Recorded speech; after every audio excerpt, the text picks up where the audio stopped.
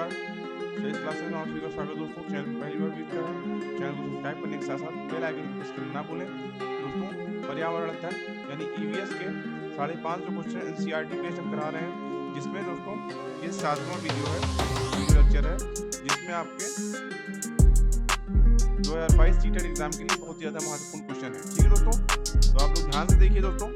ठीक है, वीडियो अच्छा लगे दोस्तों तो वीडियो को लाइक करिएगा या अपने दोस्तों में शेयर करिएगा। ठीक दोस्तों, इन्हीं में से आपके 550 क्वेश्चन लगभग एनसीईआरटी के हैं, जिसमें से आपके 15 नंबर की ईवीएस फंसने आ रहे हैं। ठीक है, तो ध्यान से देखिए, जो वीडियो पूरा देखिए। ठीक है, सीधे चलते हैं प्रश्न की ओर।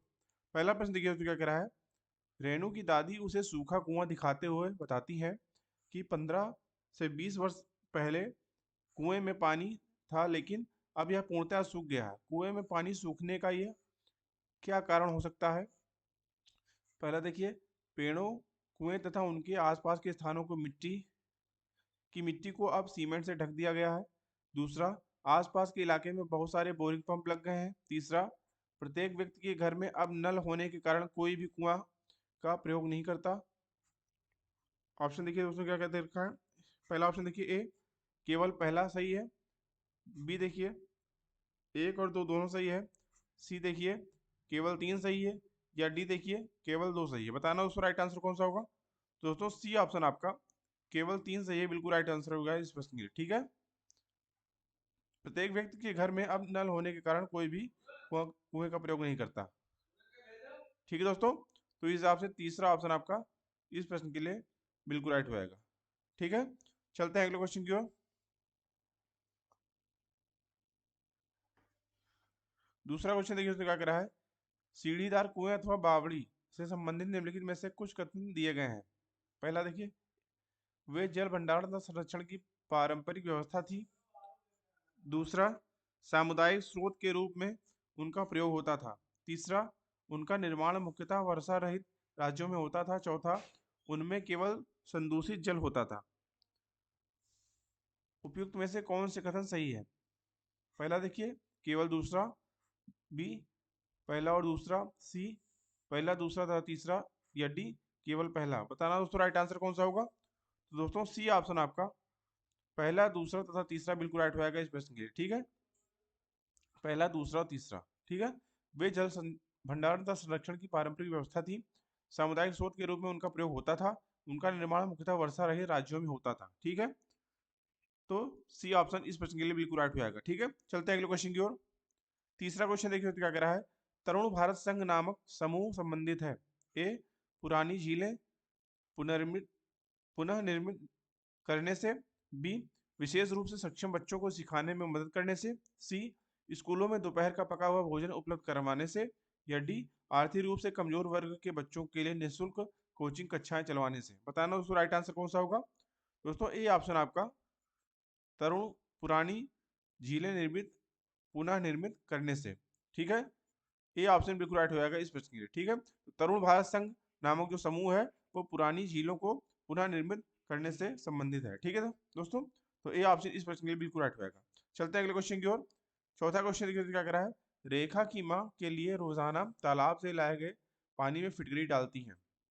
ए ऑप्शन देखिए, पानी को रंग रहित करने के। बी, हल्के निलंबित उपद्रवों को अवसादित करने से। सी, कठोर जल को मृदु जल में परिवर्तित करने से। या डी, पानी में मौजूद रोगाणुओं को खत्म करने के लिए।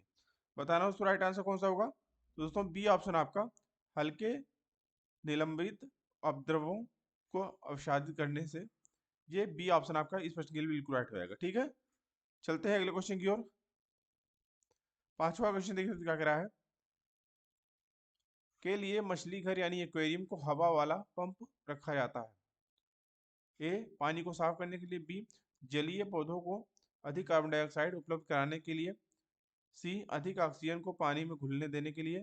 या डी, मछली घर एक्वेरियम की शोभा बढ़ाने के लिए। बताना दोस्तों राइट आंसर कौन सा होगा। दोस्तों सी ऑप्शन आपका अधिक ऑक्सीजन को पानी में घुलने देने के लिए। ठीक है दोस्तों, अधिक पानी में ऑक्सीजन को घुलने देने के लिए मछली घर यानी एक्वेरियम को हवा वाला पंप इसमें रखा जाता है। ठीक है दोस्तों, तो सी ऑप्शन आपका इस प्रश्न के लिए बिल्कुल राइट होगा। ठीक है, चलते हैं अगले क्वेश्चन की ओर।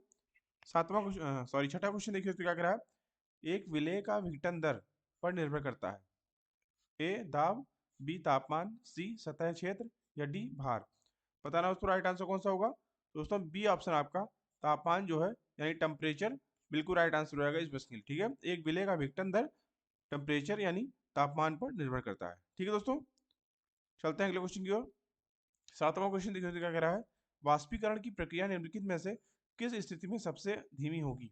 ए सतह क्षेत्र और तापमान दोनों में वृद्धि, बी सतह क्षेत्र बढ़ता है लेकिन तापमान घटता है, सी सतह क्षेत्र घटता है लेकिन तापमान बढ़ता है, या डी सतह क्षेत्र और तापमान दोनों में कमी। बताना उसका राइट आंसर कौन सा होगा। तो दोस्तों डी ऑप्शन आपका सतह क्षेत्र और तापमान दोनों में कमी बिल्कुल राइट आंसर रहेगा इस प्रश्न के लिए। ठीक है, वाष्पीकरण की प्रक्रिया तब तेज होती है दोस्तों, सॉरी तब सबसे धीमे होती है जब सतह क्षेत्र और तापमान दोनों में कमी होती है। ठीक है दोस्तों, तो इस हिसाब से डी ऑप्शन इस प्रश्न के लिए बिल्कुल राइट रहेगा। ठीक है, चलते हैं अगले क्वेश्चन की ओर। 8वां क्वेश्चन देखिए क्या कह रहा है। कांसे यानी ब्रांज के बारे में निम्नलिखित कथनों का अध्ययन कीजिए। पहला, यह एल्युमिनियम, आयरन और कॉपर जैसा ही एक तत्व है। दूसरा, इसे भट्टी में कॉपर और टिन को पिघलाकर बनाया जाता है। तीसरा, आदिवासी लोग कांसे का उपयोग हजारों वर्षों से कर रहे हैं। चौथा, कांसे की बनी वस्तुएं एल्युमिनियम की बनी वस्तुओं की तुलना में हल्की परंतु कहीं अधिक मजबूत टिकाऊ होती हैं। इनमें सही कथन है। ए दूसरा, तीसरा, पहला, बी केवल पहला और चौथा, सी केवल दूसरा और तीसरा, डी पहला, दूसरा और तीसरा। बताना उसका राइट आंसर कौन सा होगा। दोस्तों सी ऑप्शन आपका केवल दूसरा और तीसरा बिल्कुल राइट आंसर रहेगा इस प्रश्न के लिए। ठीक है, दूसरा और तीसरा। ठीक है, इसे भट्टी में कॉपर और टिन को पिघलाकर बनाया जाता है और आदिवासी लोग कांसे का उपयोग हजारों वर्ष से कर रहे हैं। ठीक है दोस्तों, तो सी ऑप्शन इस प्रश्न के लिए बिल्कुल राइट रहेगा। ठीक है, चलते हैं अगले क्वेश्चन की ओर। 9वां क्वेश्चन देखिए क्या कह रहा है।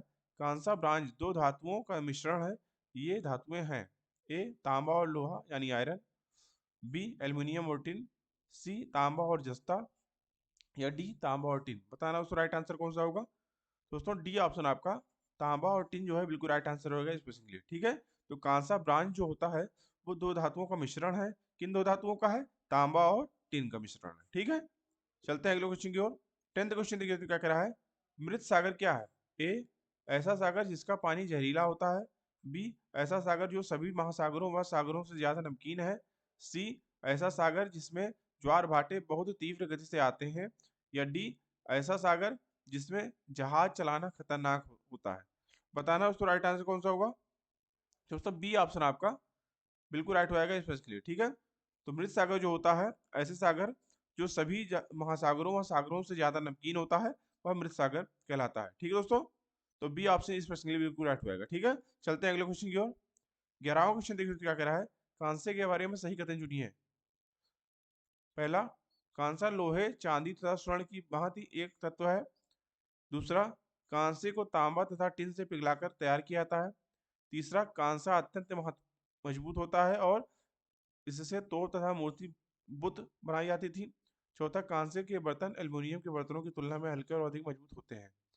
ठीक है, ए ऑप्शन देखिए दूसरा तथा तीसरा, बी तीसरा तथा चौथा, सी चौथा तथा पहला, डी ऑप्शन पहला तथा तीसरा। बताना उसका राइट आंसर कौन सा होगा। दोस्तों ए ऑप्शन आपका दूसरा तथा तीसरा बिल्कुल राइट होगा इस प्रश्न के लिए। ठीक है, दूसरा तथा तीसरा। कांसे को तांबा तथा टिन से पिघलाकर तैयार किया जाता है। ठीक है, और कांसा अत्यंत मजबूत होता है और इससे तोप तथा मूर्ति यानी बुत बनाई जाती है। ठीक है, तो कांसे के लिए ये दोनों कथन सही है। ठीक है, ये ऑप्शन बिल्कुल राइट होगा इस प्रश्न के लिए। ठीक है, चलते हैं अगले क्वेश्चन की ओर। 12वां क्वेश्चन देखिए तो क्या कह रहा है। कांसे के विषय में जिसका उपयोग गोलकुंडा के किले में मिली तोप में किया गया था सही कथन चुनिए। ए कांसा एक तत्व है, बी कांसा तांबा तथा जस्ता के मिश्रित धातु है, सी कांसा तथा टिन की मिश्रित धातु है, या डी कांसा तथा प्लेटिनम की मिश्रित धातु है। बताना उसका राइट आंसर कौन सा होगा। दोस्तों सी ऑप्शन कांसा तांबा तथा टिन की मिश्रित धातु है। अच्छा दोस्तों देखिए एक ही प्रश्न को कितनी बार घुमा के सीटेट पूछता है और सभी प्रकार के प्रश्नों को आपको जानने चाहिए जिससे आपको हाँ कंफ्यूजन ना हो। ठीक है, इन्हीं प्रश्नों को ये कई प्रकार से घुमा के पूछ सकता है। ठीक है दोस्तों, तो सारे क्वेश्चन बहुत ज्यादा महत्वपूर्ण है, आप ध्यान से इसको देखते रहिए। ठीक है, चलते हैं अगले क्वेश्चन की ओर। तो सी ऑप्शन इस प्रश्न के लिए बिल्कुल राइट होगा। ठीक है, चलते हैं अगले क्वेश्चन की ओर। 13वां क्वेश्चन देखिए तो क्या कह रहा है। घर्षण के विषय में चर्चा करते समय एक शिक्षिका ने इस संकल्पना की व्याख्या करते हुए बहुत से उदाहरण दिए। इनमें से कुछ ऐसे उदाहरण जिनमें घर्षण हमारे दैनिक जीवन में उपयोगी है उस शिक्षिका ने कक्षा में दिए जो नीचे दिए गए हैं। पहला, हम पेन की नोक और कागज के बीच घर्षण होने के कारण लिख पाते हैं। दूसरा, हमारे फर्श पर हमारे पैरों और फर्श के बीच घर्षण के कारण चल पाते हैं। तीसरा, ऊर्ध्वाधर ऊपर फेंकी गई गेंद घर्षण के कारण हमेशा हमारे पास ही वापस लौटती है। चौथा, घर्षण के कारण ही हम किसी गतिशील वाहन को ब्रेक लगाकर रोकते हैं। इसमें सही उदाहरण बताना है दोस्तों। ए पहला दूसरा तीसरा, बी दूसरा तीसरा चौथा, सी तीसरा चौथा पहला, या डी चौथा पहला दूसरा। बताना दोस्तों राइट आंसर कौन सा होगा। तो दोस्तों डी ऑप्शन आपका चौथा पहला तथा दूसरा, पहला चौथा और दूसरा, यानी हम पेन की नोक और कागज के बीच घर्षण होने के कारण ही लिख पाते हैं, हमारे फर्श पर हमारे पैरों और फर्श के बीच घर्षण के कारण ही चल पाते हैं, एवं घर्षण के कारण ही हम किसी गतिशील वाहन को ब्रेक लगाकर रोकते हैं। ठीक है, इस हिसाब से डी ऑप्शन इस प्रश्न के लिए बिल्कुल राइट हो जाएगा। ठीक है, चलते हैं अगले क्वेश्चन की ओर। 14वां क्वेश्चन देखिए तो क्या कह रहा है। कक्षा 5 के विद्यार्थियों को घर्षण प्रकरण पढ़ाते समय शिक्षिका यह समझाने के लिए अनेक उदाहरण देती है कि घर्षण हमारे लिए कई तरीकों से उपयोगी है। उसके द्वारा दिए गए निम्नलिखित उदाहरणों में से कौन सा गलत है। ए, हम पेन की नोक यानी टिप और पेपर के बीच होने वाले घर्षण के कारण ही हम लिख पाते हैं। बी, हमारे जूते और जमीन के बीच होने के वाले घर्षण के कारण हम चल पाते हैं। सी, ऊर्ध्वाधर रूप से ऊपर फेंकी गई वस्तु घर्षण के कारण हमेशा हमारे पास ही वापस आ जाती है। और डी, ब्रेक लगाने पर वाहन रुक जाता है। ठीक है, बताना दोस्तों राइट आंसर कौन सा होगा। दोस्तों सी ऑप्शन आपका ऊर्ध्वाधर रूप से ऊपर फेंकी गई वस्तु घर्षण के कारण हमेशा हमारे पास आ जाती है, ये गलत हो जाएगा। क्योंकि दोस्तों जो ऊपर फेंकने वाली वस्तु है वो नीचे घर्षण के कारण नहीं, गुरुत्वाकर्षण बल के कारण जो है नीचे आती है। ठीक है दोस्तों, तो सी ऑप्शन आपका बिल्कुल गलत हो जाएगा इस प्रश्न के लिए, और यही पूछा गया है कौन सा ऑप्शन, तो इस हिसाब से सी ऑप्शन इस प्रश्न के लिए बिल्कुल राइट हो जाएगा, जो गलत है, बाकी तीनों सही है। ठीक है दोस्तों, चलते हैं अगले क्वेश्चन की ओर। 15वां क्वेश्चन देखिए तो क्या कह रहा है। पानी के साथ प्रयोग करते हुए ज्योति की यह देखती है कि स्टील की खाली कटोरी पानी पर तैरती है, लेकिन लोहे की एक छोटी कील डूब जाती है। इसे तथ्य द्वारा व्याख्यायित किया जा सकता है। ए, लौह पानी की तुलना में हल्का और स्टील की तुलना में भारी है। बी, स्टील की कटोरी पर लगने वाला बल उसके भार की तुलना में ज्यादा है, जबकि लोहे की कील पर लगने वाला बल उसके भार की तुलना में कम है। सी, लोहे की कील पर लगने वाला बल उसके भार की तुलना में ज्यादा है, जबकि स्टील कटोरी पर लगने वाला बल उसके भार की तुलना में कम है। या डी, लोहे पानी की तुलना में भारी है और स्टील की तुलना में हल्का है। बताना उसका राइट आंसर कौन सा होगा। तो दोस्तों बी ऑप्शन आपका बिल्कुल राइट होगा इस प्रश्न के लिए। ठीक है, स्टील की कटोरी पर लगने वाला बल उसके भार की तुलना में ज्यादा है, जबकि लोहे की कील पर लगने वाला बल उसके भार की तुलना में कम है। ठीक है दोस्तों, तो आज के लिए इतना ही। आशा करता हूँ आपको वीडियो अच्छा लगा होगा। दोस्तों वीडियो अच्छा लगा तो वीडियो को लाइक करिए, एवं अगर आपने अभी तक हमारे चैनल को सब्सक्राइब नहीं किया है तो हमारे चैनल को सब्सक्राइब करिए एवं बेल आइकन भी ऑन कर लीजिए, जिससे हमारे चैनल पे आने वाले वीडियोस के नोटिफिकेशन आपको टाइमली मिलते रहे। दोस्तों इसी तरह हम एनसीईआरटी बेस्ड ये ईवीएस के क्वेश्चन की सीरीज में लाते रहेंगे आपके लिए पर डे। ठीक है, आप लोग इसको ध्यान से देखिए, 15 नंबर की ईवीएस के क्वेश्चन आपके इसी से फंसेंगे एनसीईआरटी के। ठीक है, ठीक है दोस्तों, इसके बाद जो है हम लोग